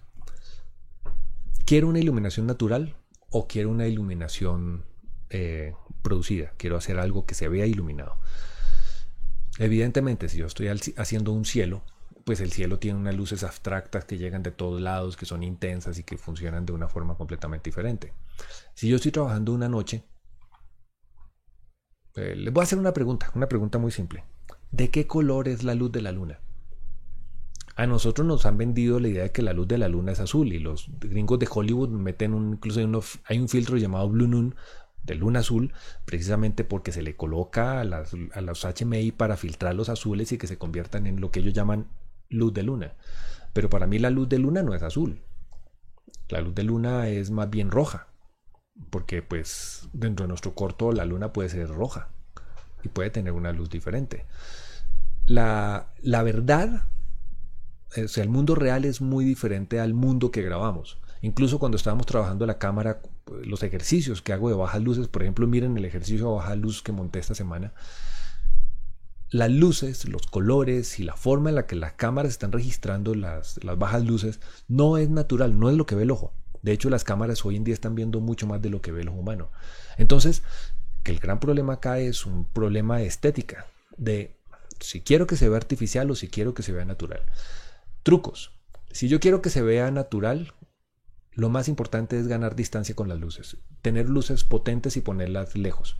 Por ejemplo, si yo estoy haciendo una luz exterior y la voy a colocar para que entre por la ventana, entonces, pues básicamente lo que va a pasar es que la luz me va a quedar dura. La luz me va a quedar, se va a ver el foco, pues si la pongo ahí.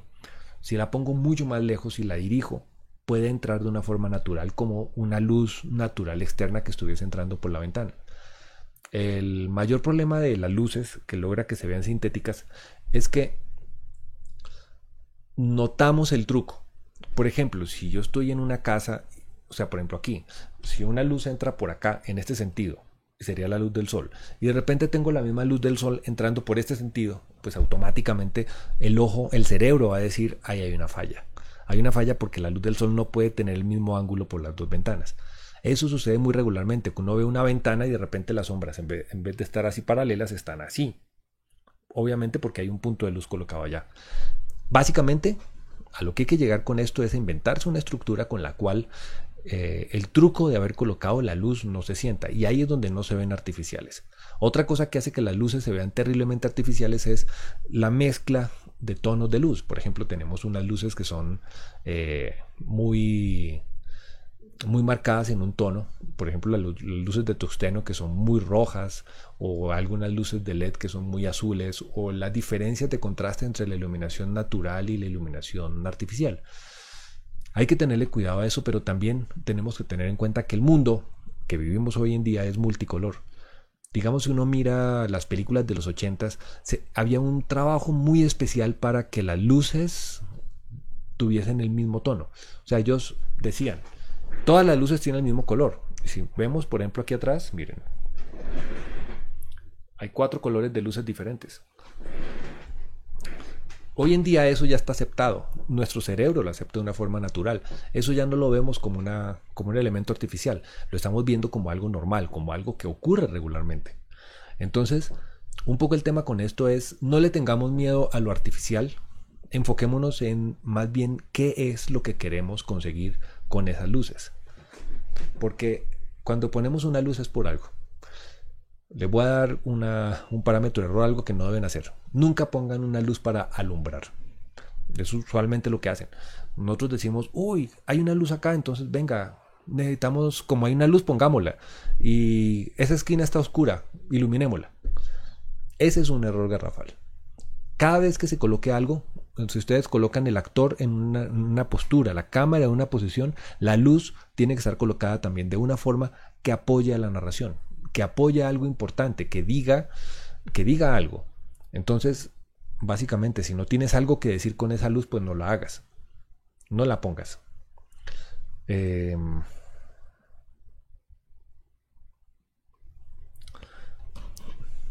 Aquí nos dice Luis, pregunta, ¿cuál es tu cámara favorita? ¿Cuánto vale en el mercado? Ok. A mí cuando me preguntan qué cámara comprar, yo digo lentes. Una cosa fundamental es que las cámaras no sacan fotos. Metámonos eso en la cabeza. Las cámaras no sacan fotos, son las personas. Nosotros somos los que vamos a sacar la foto. Las cámaras dependen mucho del uso que le vas a dar. voy a dar un ejemplo concreto. Si tú tienes un canal de televisión, el estudio tiene unas luces específicas y necesitas una cámara que te desempeña la mejor calidad posible bajo las condiciones de estudio. También necesitas que esa cámara se pueda sincronizar, por ejemplo, con sistemas SDI para montarse en una consola y cosas por el estilo. Evidentemente, hay cámaras para estudio que funcionan muy bien. Digamos que las Sony son de las ganadoras porque tienen, digamos, una tradición en el mercado y funcionan muy bien con las luces de estudio. Blackmagic sacó una línea de cámaras para estudio muy buena, las Ursa, son unas cámaras brutales, vienen diseñadas para eso, funcionan muy bien. Yo personalmente no le voy a ninguna cámara que no tenga óptica intercambiable porque soy una persona de trabajar mucho con la óptica. Para mí los lentes lo son todo. Por ejemplo, mi segunda película fue desarrollada con unos lentes antiguos muy bonitos, unos lentes Olympus de los años 70. Eran Olympus, ni siquiera eran una marca conocida, era la línea Prime fotográfica de Olympus y funcionaron maravilloso porque le dieron a la película un look y una estética que yo estaba buscando dentro del relato. Si tú quieres una definición mucho más alta, entonces hay lentes que tienen digamos, una huella de reputación basada en eso, como los Carl Zeiss, por ejemplo. La óptica Carl Zeiss Cinema es como de la mejor que hay. Con respecto a las cámaras, obviamente para mí hay un parámetro que es fundamental y es la portabilidad de la cámara. No me gusta trabajar con cámaras grandes ni con cámaras pesadas. Si me ponen a elegir, por ejemplo, entre trabajar con una FS7 y trabajar con una, no sé, con una A7, prefiero trabajar con la cámara más pequeña, por portabilidad, porque sé que me voy a desempeñar mejor en el campo, porque voy a poder hacer mejores cosas. Y a la larga, el rango que estoy perdiendo entre la cámara pequeña y la cámara grande no es tan significativo para mí. Vuelvo a repetir, para un estudio de televisión puede ser sustancial. O sea, esa pérdida de calidad puede generar problemas. Pero puntualmente soy amante de las cámaras Canon. A mí me gusta mucho, no la cámara Canon, sino el sensor de Canon. Considero que Canon tiene uno de los mejores sensores en el mercado. Canon es uno de los principales fabricantes de sensores en el mundo. Me gusta mucho la latitud que tiene en color Canon y me gusta mucho la respuesta que tiene en bajas luces. Si yo hago una diferencia entre, por ejemplo, Sony y Canon, Sony tiene un nivel de sensibilidad muy alto, pero cuando ya bajas en luces empiezas a perder rangos de color. Y cuando uno hace la competencia entre Canon y Sony en bajas luces con respecto a la respuesta del color, no estoy hablando de definición o incluso de sensibilidad, porque la sensibilidad de una A7 contra una 5D obviamente no tiene comparación. Sin embargo, un poco la vuelta a la que quiero llegar con esto es que depende mucho de qué quieres hacer con la cámara. No hay una cámara mejor que otra. Por ejemplo, Sony en condiciones controladas y trabajando con un workflow profesional tiene unos parámetros imbatibles que no tienen ninguna otra cámara. Tiene formatos propios como el DNX que funcionan brutalmente bien. Canon se pierde mucho en el formato de grabación. Digamos que el formato H264 en el que graba Canon es muy deficiente. De hecho, no alcanza los parámetros estándares mínimos de una línea de producción profesional.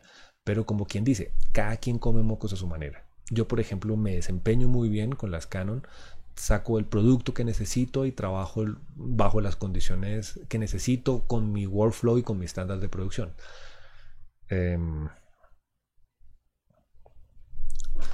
Ahora, todas las marcas de cámaras tienen cámaras diferentes y cada cámara tiene una virtud diferente y cada cámara tiene una estructura diferente. La 80D me están preguntando por acá. Christopher me pregunta si conozco la 80D. 70D, 80D y esas líneas de D son usualmente cámaras de sensor pequeño de Canon, cámaras de segmento prosumer, que son muy buenas cámaras. Digamos que la calidad del sensor frente a los sensores full frame puede ser más o menos el mismo, pero desde mi punto de vista sí hay una pérdida muy grande entre las cámaras pequeñas y las cámaras de sensor pequeño y las cámaras de sensor grande. Las cámaras de sensor pequeño están desperdiciando un porcentaje del lente. Como el sensor es más pequeño, Entonces básicamente el rango que está tomando el lente, si tu lente es esto, entonces la cámara está cogiendo este pedazo del lente nomás. Lo cual es algo grave desde mi punto de vista, porque está perdiendo parte de lo que se diseñó para que el lente funcione. Por ejemplo, yo tengo un 20 milímetros. El 20 milímetros me genera algunas aberraciones a los bordes que a mí me parecen estéticamente muy lindas. De hecho, están metidas dentro del temperamento del lente. Cuando yo monto ese mismo lente, lo monto en una cámara de sensor pequeño, lo que termina sucediendo es que estoy perdiendo ese margen y me voy como a la pepa a la mitad del lente. Entonces, sí estoy perdiendo parte del desempeño estético del lente y estoy perdiendo parte de la calidad del lente. Hay que tener mucho cuidado con eso. No estoy diciendo que la cámara de sensor pequeño sea de menor calidad o que la cámara de sensor completo sea mejor. La realidad es que si tú tienes una cámara de sensor pequeño con buena óptica, funcionan muy bien. Ejemplo concreto, estuve trabajando con una Panasonic, con una GH4, pero estaba trabajando con unos lentes Leica antiguos que venían diseñados específicamente para ese sensor. Entonces fue muy bonito porque realmente el maridaje de ese sensor pequeño con el lente pequeño funcionaba muy bien. Recomendación fundamental es: tengan mucho cuidado con la cámara que están comprando, aprendan a usarla, sáquenle el jugo posible al equipo. Esas cosas no tienen un parámetro de regla. Que si es mejor Nikon, que si las cámaras Nikon funcionan, que la GH4, que contra la otra. Esto no es una competencia de la mejor o la peor cámara. Cada cámara tiene condiciones y con cada cámara se puede trabajar. Por ejemplo, para mí el desempeño de Canon en bajas luces estéticamente es superior que el de otras cámaras. Si estamos trabajando ya condiciones muy extremas, pues Sony lleva un liderazgo importante en eso porque digamos que tiene un poco más de jugo en ISO para trabajar con eso en bajas luces.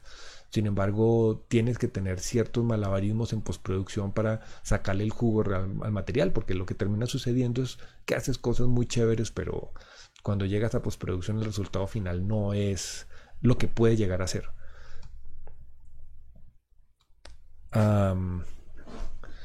Cada día están saliendo nuevas cámaras.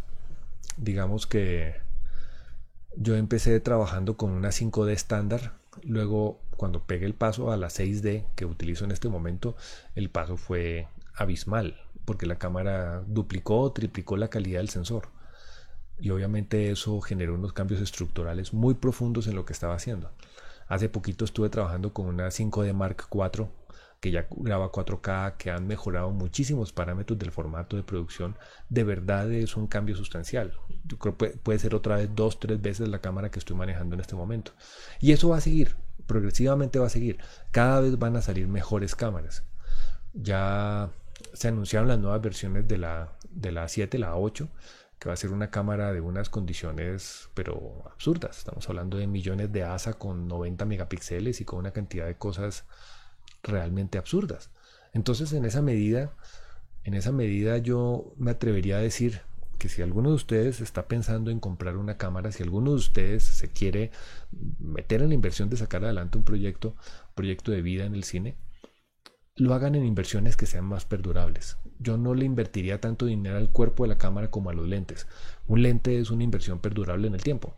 Digamos que ustedes encuentran lentes de hace 20 años que hoy en día valen plata y que pueden costar más plata que lentes modernos precisamente por el esquema artístico o por el gusto estilístico que pueda tener un fotógrafo.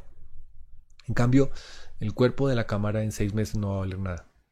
El cuerpo de la cámara se deprecia con el tiempo.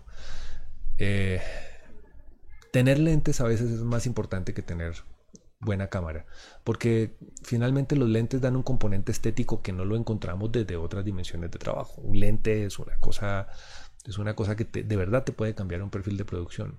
A mí me gustan mucho los lentes viejos. Yo voy al mercado de las pulgas, los compro, los adapto, trabajo de diferentes maneras, los desbarato, hago cosas con ellos. Los lentes son los que realmente generan un cambio en la dimensión de trabajo. Los lentes son muy de gusto personal. A algunos directores les gusta trabajar con lentes de mucha más definición y mucho más limpios.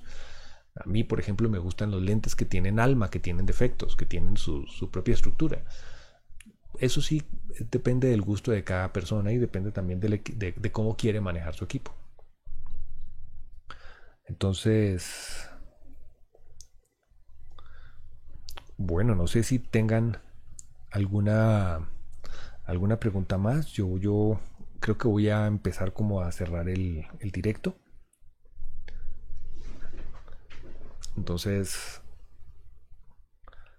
veo que sí hay conectados aquí algunas personas que tienen proyectos en el proyecto 48. Si me tienen alguna pregunta o alguna recomendación, estoy aquí para eso. Mientras tanto, pues les quiero hacer un pequeño resumen de cosas que considero que son fundamentales para que tengan un buen desempeño dentro de este proyecto o de cualquier proyecto que se vaya a hacer de esta forma experimental. Lo primero que ya he dicho, respeten y denle espacio de trabajo al sonidista. El sonidista es pieza fundamental para que ustedes puedan salir adelante. Traten como si fuera monedita de oro al actor.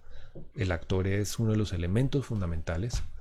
En recomendaciones generales, traten de no ser caprichosos. Eso es uno de los puntos más difíciles.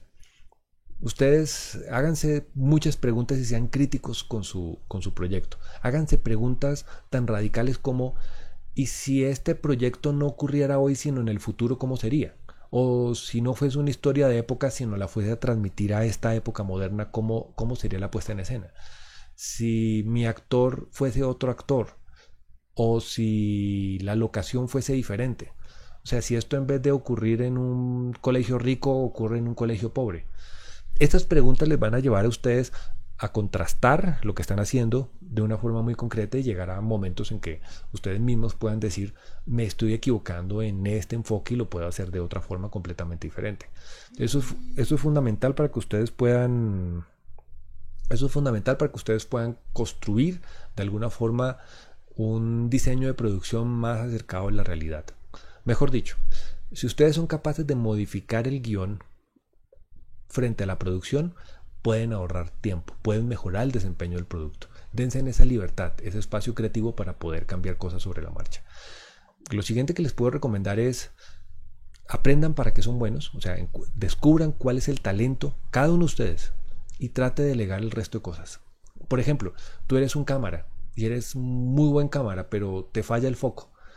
Puede ser prudente que trate de conseguir a alguien, una persona dentro del equipo que te apoye con el foco. No tengas miedo de decir: ayúdame a hacer este foco en este plano.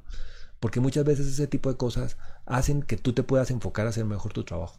Si tú como director eres bueno con los actores, trata de delegarle la técnica a otra persona. Si por el contrario estás más interesado en la narrativa y en la cámara, pues enfócate a eso, pero intenta que alguien se pueda poner enfrente de la apuesta dramática con los actores. Mientras más puedan delegar funciones, más posibilidad hay de que mitiguen los posibles problemas o riesgos dentro del proceso. Traten de ser redundantes también. O sea, si ustedes están en locación y les falla una tarjeta, están muertos. Tengan dos tarjetas. Si a ustedes les falla la cámara, tengan una cámara de backup, no importa que sea de un perfil inferior. Si a ustedes se les fue la luz, intenten tener opciones alternativas de iluminación. O sea, básicamente no se vayan con lo justo, porque en el momento que algo les falle se les va a perjudicar absolutamente toda la producción. Otra recomendación importante que les puedo dar es: sepan detectar las áreas de problema. Uno muchas veces no se da cuenta de quién es el que está generando el problema dentro de la producción. Y tengan plan B para cada cosa. Por ejemplo, no monten una sola locación, tengan dos locaciones. Traten de tener alternativas de transporte. Por ejemplo, les da mucha pena pedirle ayuda al tío que los transporten en la producción, o al amigo con el que no hablan hace mucho tiempo. Pégale una llamadita antes, dígale: mira, voy a estar rodando y no te necesito, pero me gustaría saber si puedo contar contigo por si pasa algo. En ese momento lo que va a suceder es que tienes un backup, que si te sucedió algo puedes llamar a esta persona y con la pena del alma decirle: sálvame la vida, pero tienes alguien con quien hacerlo. No vas a estar solucionando ese problema ahí sobre la marcha. Otra cosa que es fundamental es inventarse estrategias para que haya un muy buen ambiente de trabajo. Esas estrategias a veces están en cosas muy simples. Por ejemplo, va a sonar una estupidez, pero yo trato de que existan cosas dulces en mi set de rodaje. Digamos, cuando hablo con la gente catering o con la persona que está montando esto, a veces cosas como tener dulces, un bocadillo o cosas pequeñas suben el ánimo de la gente y ayudan. O sea, una caja de chocolates puede ser una muy buena inversión para una producción, para un rodaje, porque son cosas pequeñitas que suben el ánimo de la gente, sobre todo en momentos en que la gente ya no tiene energía para trabajar, momentos en que las cosas están difíciles. Eh, Cosas fundamentales, que estén bien comidos, que la gente esté bien hidratada, que hayan espacios donde la gente pueda estar. Cuando monten un set, tengan mucho cuidado con eso. No se preocupen solamente del lugar donde van a grabar, sino de que exista un lugar realmente donde la gente pueda estar. Les voy a colocar un ejemplo. Ustedes tienen un apartamento muy pequeño.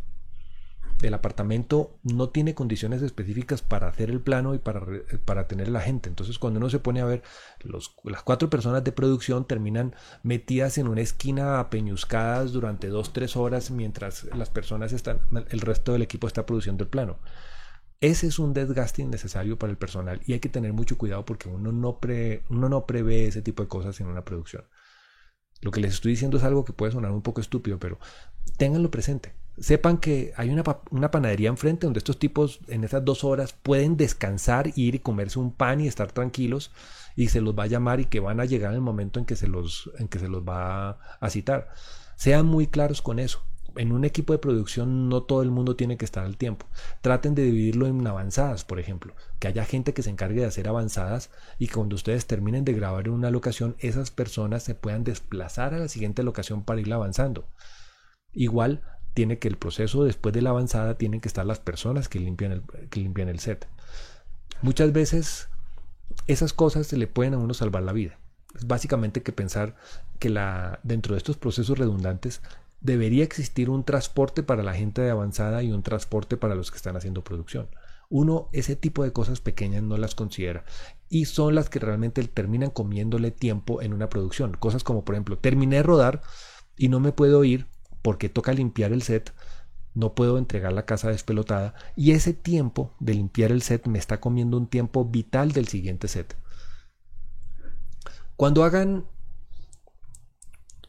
una producción, cuando hagan un plan de producción, traten de tener telepatía frente a los problemas. Ese es el principal truco que les puedo decir. Si ustedes tratan de presuponer 4 o 5 cosas que puedan pasar, otras que no en presupuesto obviamente van a pasar, pero por lo menos van a estar sintonizados para solucionar el problema.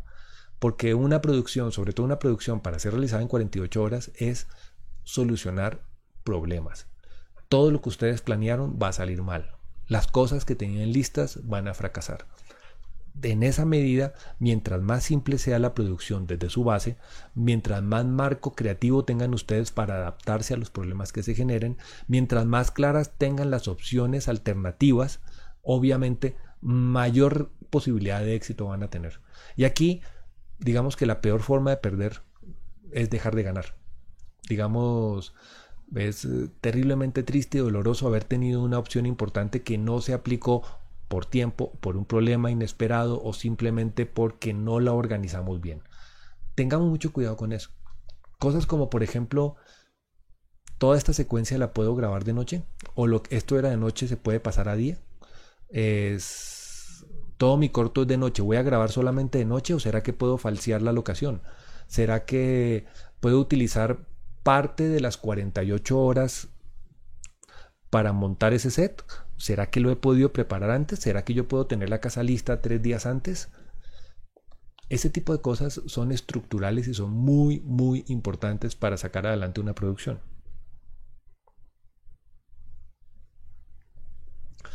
Sí, aquí Judy está diciendo que todas esas cosas gastan tiempo y bajan los ánimos del equipo de producción. Yo utilizo un método para cuadrar la producción de mis películas.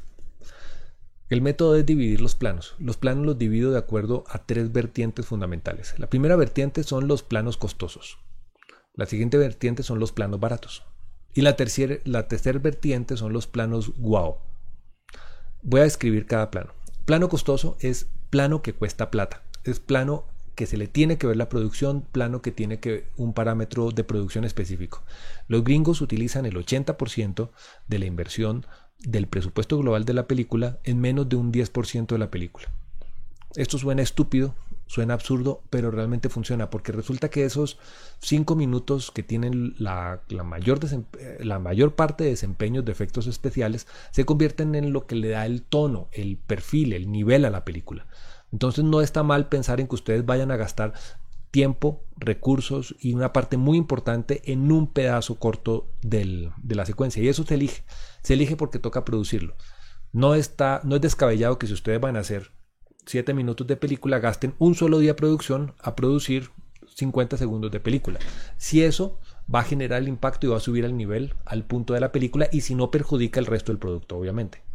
Luego vienen los planos baratos. Los planos baratos para mí son planos de relleno. Y luego viene el plano wow. El plano wow es un plano que tú lo ves y dices wow.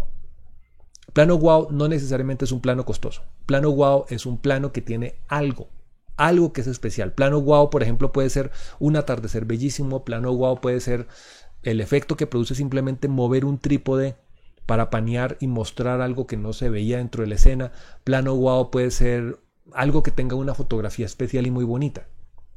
El truco es que si nosotros somos capaces de cambiar planos costosos por planos wow, estamos haciendo una producción inteligente.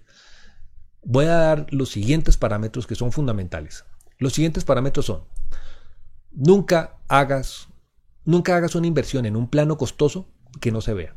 O sea, si tú estás invirtiendo plata y esa plata no se ve, la botaste, la perdiste. Perdiste tiempo, perdiste dinero y desperdiciaste oportunidades.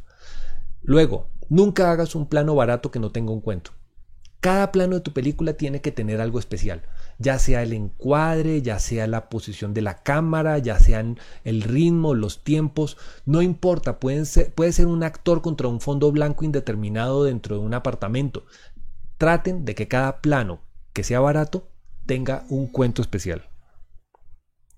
Y luego, los planos wow, traten de programarlos. Traten de darse el espacio para que esos planos wow produzcan. Dentro de su esquema de producción, traten de que ese atardecer, si ese atardecer va a ser bonito, estén preparados para capturarlo. O traten de controlar los recursos para que los recursos funcionen de la mejor manera posible. Pero lo fundamental es que los planos wow muchas veces ocurren. Dense en el espacio para de repente voltear un poco la cámara y capturar algo maravilloso que está ocurriendo en el lugar simplemente porque ocurrió. Tengan el radar abierto para encontrar que esas secuencias o esos planos que puedan aparecer ocurran de la nada. Muchas veces esos planos wow no son programados y uno tiene que tener dentro de su esquema de producción el espacio para que esa magia ocurra. Esa magia a veces ocurre simplemente porque alguien que no está vinculado en la producción voltea y mira algo que uno no está mirando. Un plano wow puede ocurrir simplemente porque el actor hizo algo excepcional, algo que no se había programado, algo que incluso puede cambiar el libreto, pero que es impresionante. Entonces, esos espacios empiezan a construir cosas que son realmente productivas para todos. Bueno, Christopher, no, muchas gracias a ti por estar escuchando. La información crece cuando se comparte. Bueno, yo creo que ya ha sido suficiente. Tengo que decirles que voy a estar disponible para cualquier pregunta, comentario. Ustedes búsquenme por las redes sociales. Yo estoy disponible y estoy revisándolas regularmente. Un poco el tema es que de aquí en adelante voy a empezar a desarrollar estos directos. Voy a estar respondiendo más preguntas. Si quieren mandarme, por ejemplo, correo electrónico, dejar algún comentario en un video o algo por el estilo, automáticamente yo lo puedo ir sumando, lo puedo ir metiendo dentro de la lista de cosas que voy respondiendo. Obviamente algunas cosas van a ser técnicas, otras van a ser un poco más básicas, pero pues inventémonos estructuras también para generar un diálogo entre nosotros. Fíjense en lo lindo que es cuando ustedes me preguntan cosas y me dejan corchado y yo tengo que responderlas. Entonces, pues, listo, creo que esto ya es todo. Muy grato. Voy a terminar el directo fuera. Muchas gracias.